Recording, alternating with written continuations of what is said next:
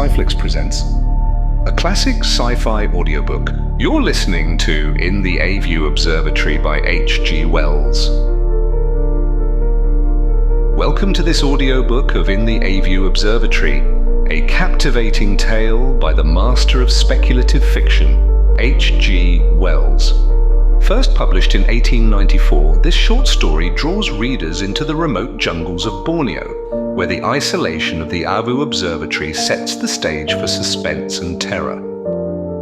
Woodhouse, a solitary astronomer, dedicates his nights to the mysteries of the stars, until an unexpected encounter with a menacing creature shakes the very foundation of his reality.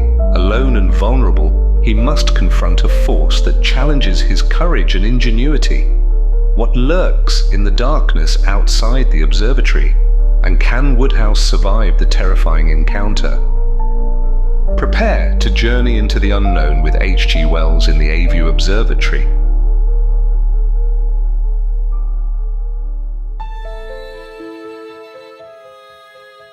The observatory at Avu in Borneo stands on the spur of the mountain. To the north rises the old crater, black against the unfathomable blue of the sky. From the little circular building with its mushroom dome, the slopes plunge steeply downward into the black mysteries of the tropical forest beneath. The little house in which the observer and his assistant live is about 50 yards from the observatory, and beyond this are the huts of their native attendants. Thaddy, the chief observer, was down with a slight fever. His assistant, Woodhouse, paused for a moment in silent contemplation of the tropical night before commencing his solitary vigil. The night was very silent. Now and then, voices and laughter came from the native huts, or the cry of some strange animal was heard from the midst of the mystery of the forest.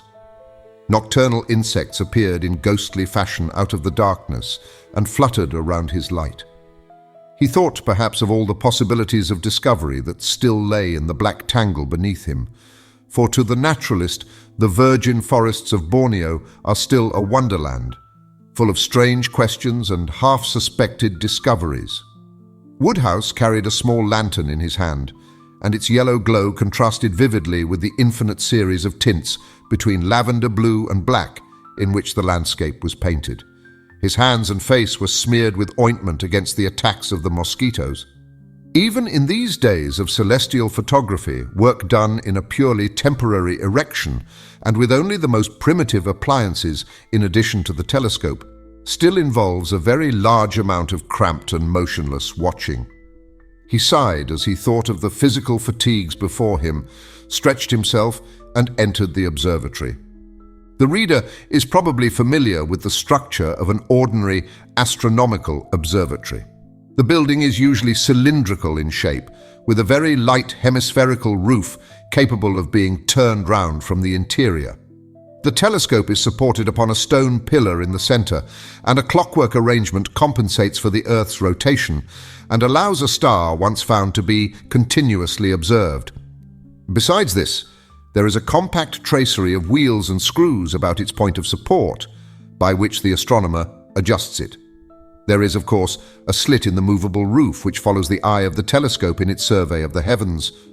The observer sits or lies on a sloping wooden arrangement which he can wheel to any part of the observatory as the position of the telescope may require. Within it is advisable to have things as dark as possible in order to enhance the brilliance of the stars observed. The lantern flared as Woodhouse entered his circular den, and the general darkness fled into black shadows behind the big machine, from which it presently seemed to creep back over the whole place again as the light waned. The slit was a profound, transparent blue, in which 6 stars shone with tropical brilliance, and their light lay, a pallid gleam, along the black tube of the instrument. Woodhouse shifted the roof, and then, proceeding to the telescope, turned first one wheel and then another, the great cylinder slowly swinging into a new position. Then he glanced through the finder, the little companion telescope, moved the roof a little more, made some further adjustments, and set the clockwork in motion. He took off his jacket, for the night was very hot, and pushed into position the uncomfortable seat to which he was condemned for the next 4 hours. Then, with a sigh, he resigned himself to his watch upon the mysteries of space. There was no sound now in the observatory, and the lantern waned steadily. Outside, there was the occasional cry of some animal in alarm or pain, or calling to its mate, and the intermittent sounds of the Malay and Dayak servants. Presently, one of the men began a queer, chanting song, in which the others joined at intervals. After this, it would seem that they turned in for the night, for no further sound came from their direction, and the whispering stillness became more and more profound. The clockwork ticked steadily. The shrill hum of a mosquito explored the place and grew shriller in indignation at Woodhouse's ointment. Then the lantern went out, and all the observatory was black.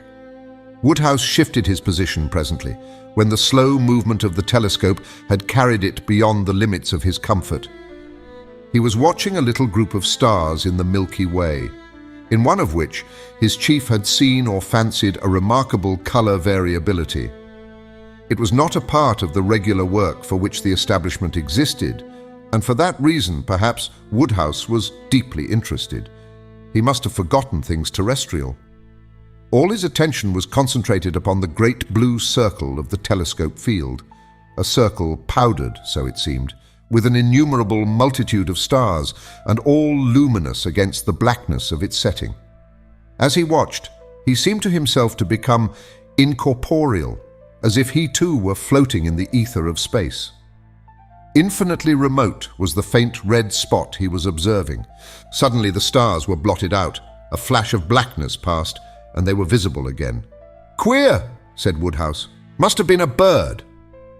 The thing happened again, and immediately after the great tube shivered as though it had been struck. Then the dome of the observatory resounded with a series of thundering blows. The stars seemed to sweep aside as the telescope swung round and away from the slit in the roof.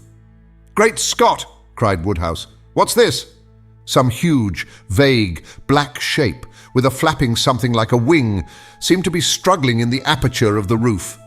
In another moment, the slit was clear again, and the luminous haze of the Milky Way shone warm and bright.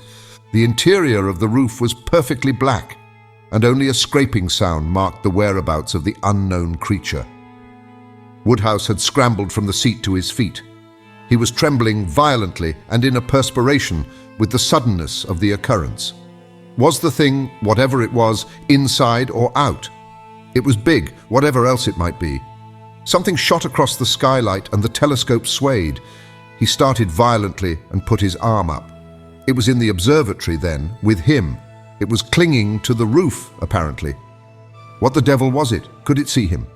He stood for perhaps a minute in a state of stupefaction. The beast, whatever it was, clawed at the interior of the dome, and then something flapped almost into his face, and he saw the momentary gleam of starlight on a skin like oiled leather. His water bottle was knocked off his little table with a smash. The sense of some strange bird creature hovering a few yards from his face in the darkness was indescribably unpleasant to Woodhouse. As his thought returned, he concluded that it must be some night bird or large bat. At any risk he would see what it was, and pulling a match from his pocket, he tried to strike it on the telescope seat. There was a smoking streak of phosphorescent light. The match flared for a moment, and he saw a vast wing sweeping towards him, a gleam of grey-brown fur, and then he was struck in the face, and the match knocked out of his hand. The blow was aimed at his temple, and a claw tore sideways down to his cheek. He reeled and fell, and he heard the extinguished lantern smash. Another blow followed as he fell. He was partly stunned. He felt his own warm blood stream out upon his face. Instinctively, he felt his eyes had been struck at, and turning over on his face to protect them, tried to crawl under the protection of the telescope. He was struck again upon the back, and he heard his jacket rip, and then the thing hit the roof of the observatory. He edged as far as he could between the wooden seat and the eyepiece of the instrument, and turned his body round so that it was chiefly his feet that were exposed. With these, he could at least kick. He was still in a mystified state. The strange beast banged about in the darkness, and presently clung to the telescope, making it sway and the gear rattle. Once it flapped near him, and he kicked out madly and felt a soft body with his feet. He was horribly scared now. It must be a big thing to swing the telescope like that. He saw for a moment the outline of a head black against the starlight, with sharply pointed upstanding ears and a crest between them. It seemed to him to be as big as a mastiff's. Then he began to bawl out as loudly as he could for help. At that, the thing came down upon him again. As it did so, his hand touched something beside him on the floor. He kicked out, and the next moment his ankle was gripped and held by a row of keen teeth. He yelled again and tried to free his leg by kicking with the other. Then he realized he had the broken water bottle at his hand, and snatching it, he struggled into a sitting posture and, feeling in the darkness towards his foot, gripped a velvety ear like the ear of a big cat. He had seized the water bottle by its neck and brought it down with a shivering crash upon the head of the strange beast. He repeated the blow and then stabbed and jobbed with the jagged end of it in the darkness, where he judged the face might be. The small teeth relaxed their hold, and at once Woodhouse pulled his leg free and kicked hard. He felt the sickening feel of fur and bone giving under his boot.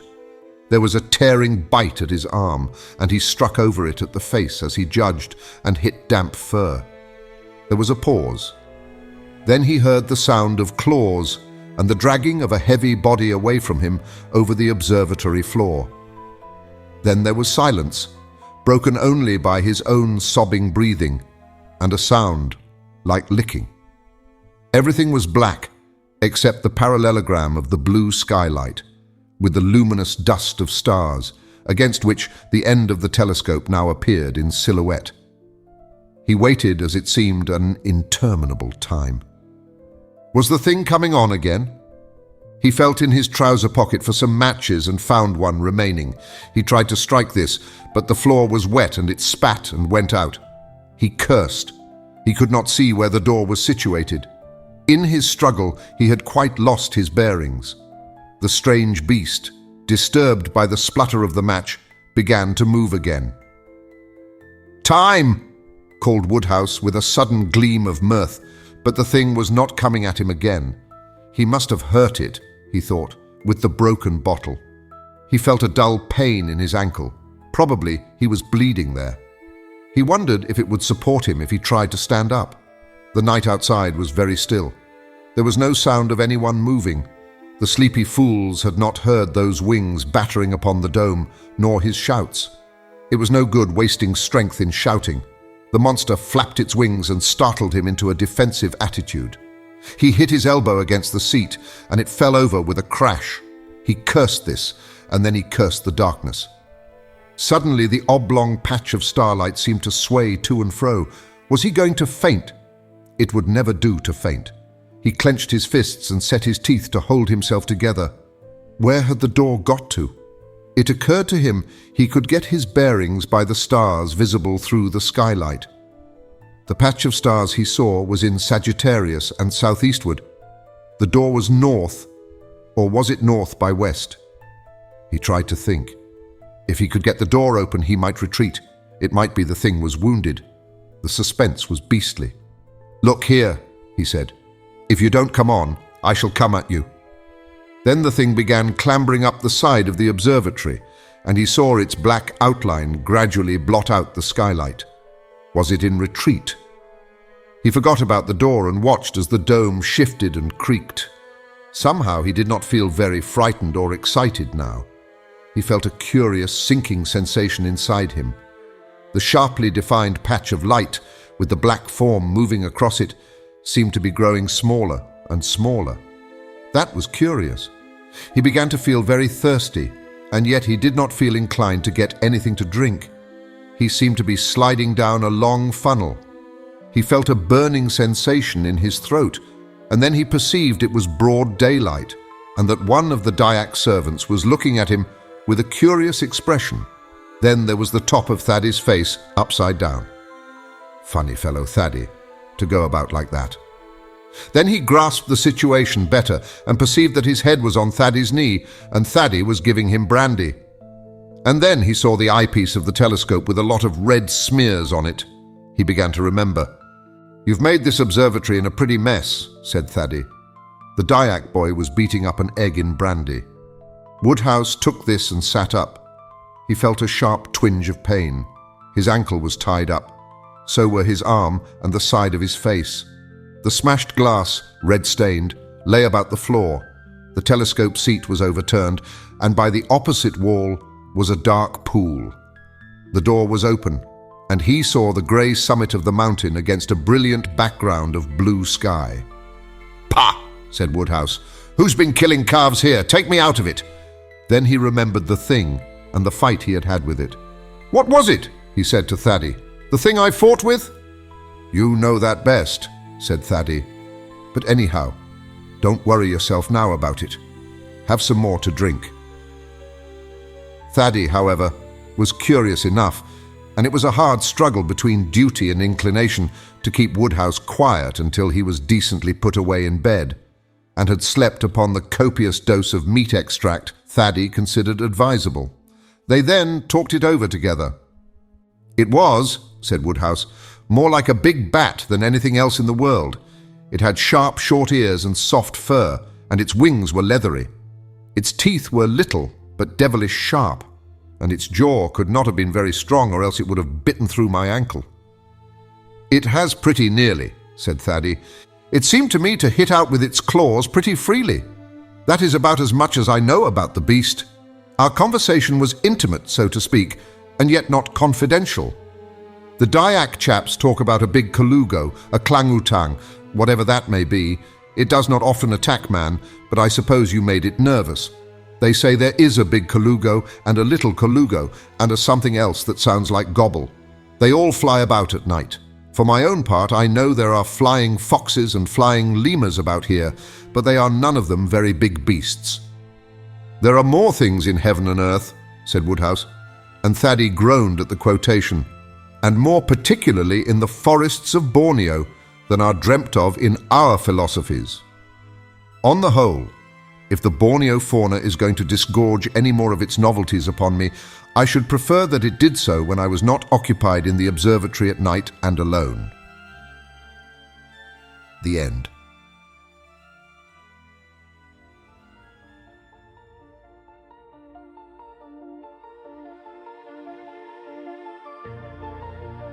Thank you for listening to In the Avu Observatory by H.G. Wells. We hope you enjoyed this journey into classic science fiction. If you'd like to explore more timeless stories, be sure to visit our channel, where you'll find a wide selection of audiobooks ranging from science fiction to adventure, non-fiction, documentary, and more. If you enjoyed this audiobook, don't forget to like the video, subscribe to the channel, and leave a comment letting us know which stories you'd like to hear next. Your engagement helps us continue to bring classic literature to life for listeners like you. Visit our channel page to discover more great audiobooks that may pique your interest. Thank you again for listening, and we look forward to having you with us on our next adventure.